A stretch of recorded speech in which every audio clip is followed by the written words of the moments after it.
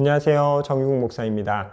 이번 시간에는 정복기 두 번째 시간입니다. 정복기 두 번째 시간으로요. 가나안 땅을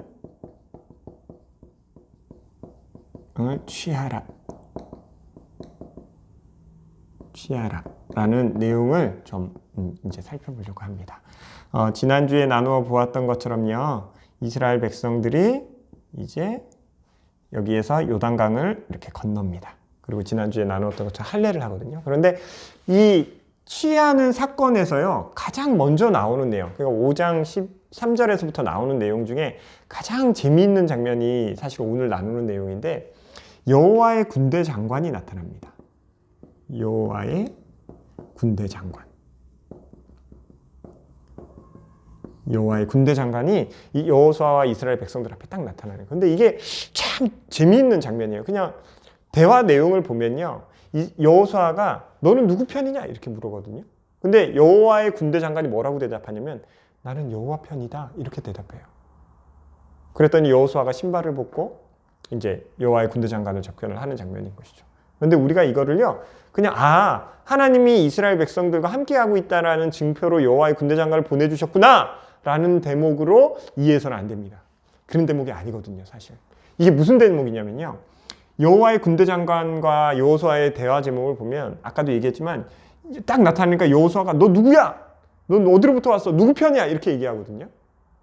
그런데 여호와의 군대 장관이 뭐라고 하냐면 나 네 편이야 이렇게 얘기 안 해요. 뭐라고 해요? 나는 여호와 하나님의 편이다 이렇게 얘기해요. 이걸 거꾸로서 뒤집어서 얘기하면 어떤 뜻이에요? 여호수아 네가 하나님의 편이면 나는 네 편인데 네가 여호와의 편이 아니면 뭐 하겠다는 거예요? 나는 너랑 싸우러 왔다는 거예요. 우리가 여기서 착각하지 말아야 되는 게 있어요. 여호수아는 하나님의 일을 하는 사람이었죠. 이스라엘 백성들도. 그렇죠. 그런데 하나님의 편에 서서 일하는 것, 하나님의 말씀에 순종하고 하나님의 뜻대로 살아가는 것을 자기의 유익을 위해서 하거나 내가 하나님의 사람이라 하여서 내가 하고자 하는 일에 하나님을 데리고 오고 하나님을 모셔오고 끌어당기려고 하는 것은요, 하나님을 반하는 행위라는 것입니다. 하나님이요, 우리와 함께하여 주신 거 하나님의 주권입니다. 그런데요, 하나님의 그 강권적인 주권을요, 우리가 마음대로 할 수는 없는 것입니다. 내가 끌고 오고 싶다고 끌고 올 수 있는 게 아니라는 것이에요. 하나님께 언제나 주권이 있다는 것을 꼭 기억해야 합니다. 여기서 나오는 문제가요, 이제 누구 편이냐, 편의 문제예요. 편. 여호수아의 군대 장관의 말을 들어서 보자면, 여호수아, 너가 하나님의 편이 되기 전에는 나는 네 편이 될 수 없다라는 거예요. 하나님이 우리 편이 되어주시는 것, 물론 하나님이 모든 사람들을 사랑하시고 하나님이 해주시죠. 그렇다고 해서 하나님이 내 뜻대로 하나님을 내 편대로 끌고 올 수 있는 그런 분은 아니라는 사실입니다. 내가 하나님의 편이 되어야 됩니다. 내 주권을 하나님께 내어드려야 합니다. 그래서 여호수아가 여기서도 신발을 벗어요. 모세처럼. 모세가 경험하는 거랑 똑같은 것을 경험합니다. 이제 전쟁에 들어가는데 여호와의 군대 장관이 나타나서 하는 작업이 뭔 거예요? 잊지 마. 너 이제 전쟁 시작인데 너 끝까지 하나님 편에 서야 돼 라고 얘기하고 있는 것입니다. 그렇게 여리고성을 공격합니다. 6일 동안 한 바퀴 돕고 마지막 7일째는 7바퀴를 돌죠. 그래서 총 13바퀴를 도는데, 그리고 하니까 나팔을 부니까 이렇게 넘어집니다. 그리고 나서 요 옆에 있는 아이성이라는 곳으로 또 전쟁을 하러 갑니다. 근데 거기선 전쟁에 실패해요. 왜 그러죠? 여리고성에서 무슨 문제가 있었죠? 아간이 여리고성의 물건을 노략하고 숨겨놓는 사건이 나옵니다. 하나님이요, 이 여리고성을 정복할 때 특징이 뭐였냐면요, 헤렘 전쟁을 하라는 거였어요. 진멸의 전쟁이에요. 아무것도 남기지 않는 거예요. 단 타지 않는 것들은 뭐 하는 거예요? 여호와의 곳간에다가 이제 넣어두었다가 이제 타지 않는 것만, 철이나 금이나 동 이런 것만 모아놓고 나머지는 다 태워 없애버리라는 거예요. 그런데 이 여리고성에서 아간이라는 사람이 뭐예요?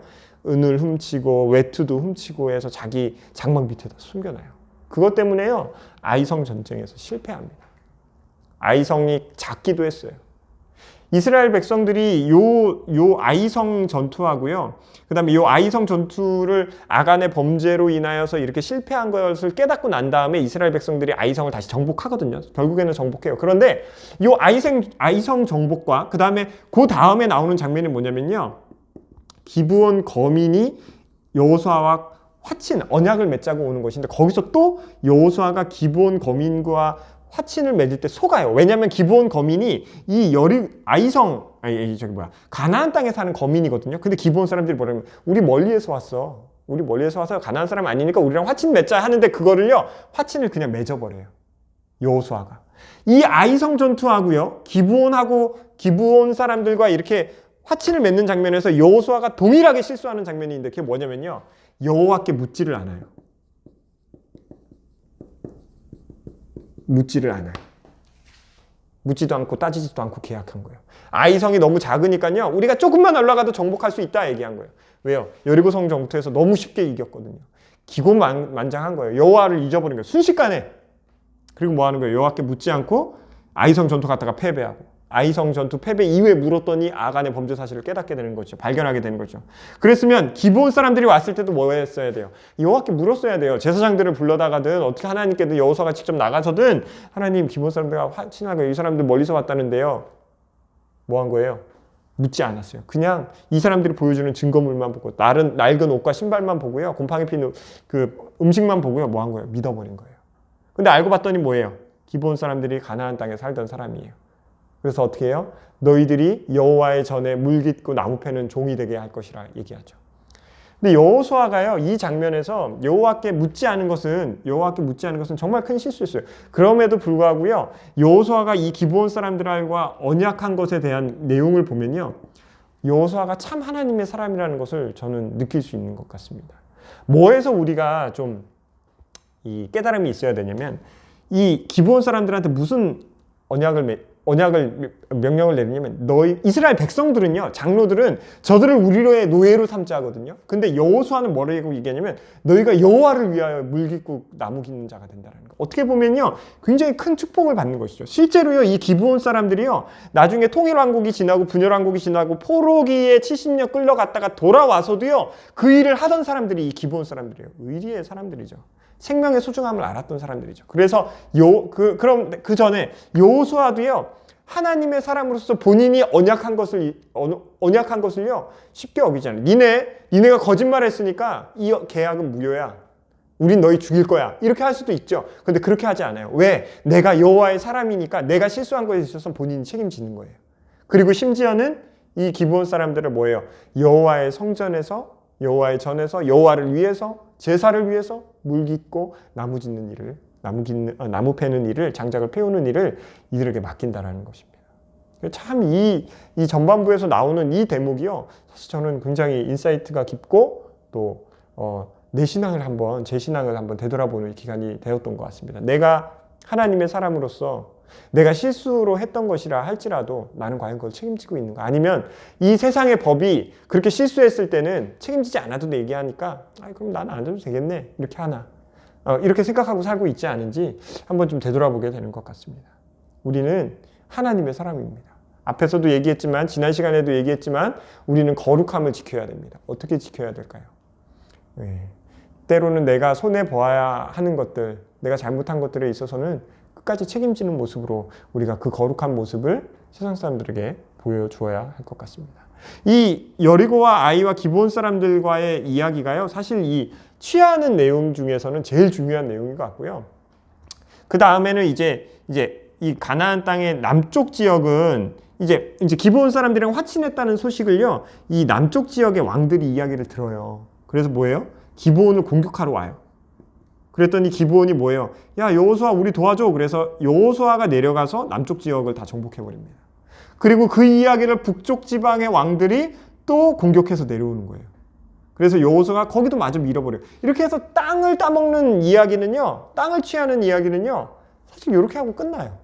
아주 간단해요. 그러나 여리고와 아이와 기브온과 화친했던 장면들을 통해서 우리가 여호와의 편에 서야 되는 것, 그리고 여호와께 항상 물어야 되는 것, 그리고 내가 실수로 내가 이 땅에 살아가면서 잘못된 계약을 했다 할지라도 언약을 맺었다 할지라도 그것에 대해서 충성하는 모습을 통해서 우리가 하나님의 편에 선자의 거룩한 모습을 이 땅 가운데 보여줘야 함을 우리가 반드시 기억해야 될 것 같습니다.